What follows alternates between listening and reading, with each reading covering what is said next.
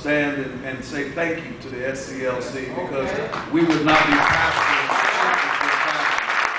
if it was not for the labor and the sacrifice of the generation that has gone beyond. And we bask in the glory of blood that was shed in the streets and sacrifices that were made through the leadership of SCLC, Dr. King and others, and we don't take that for granted. And that's why I told our president that I want to work with the SCLC more, because I would not be over on the side of town that I am doing what I'm doing if it was not for the SCLC. So we must give back to those.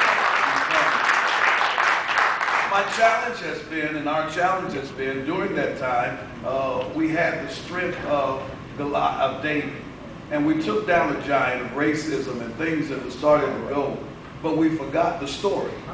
We forgot the story because David was able to knock down Goliath, but he did not satisfy or settle for knocking him down. The Bible says then he went and cut his head off. Amen. What we failed to do was to take the head off of the system that we knocked down. And we got to recognize through the SCLC and the collaborative efforts that the president is pulling together, and we're starting not to be against one another and really fight what we really have to fight. We do have the ability together, under the leadership that God has provided, to knock things down, knock poverty down, knock crime down, knock political corruption down. But we can't settle for knocking it down, because there's a head on that system, and the head controls everything.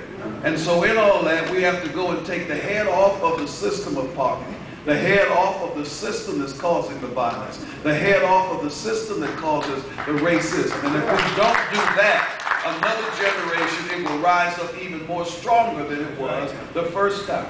But then I said, well, I'm not going to talk about that this morning.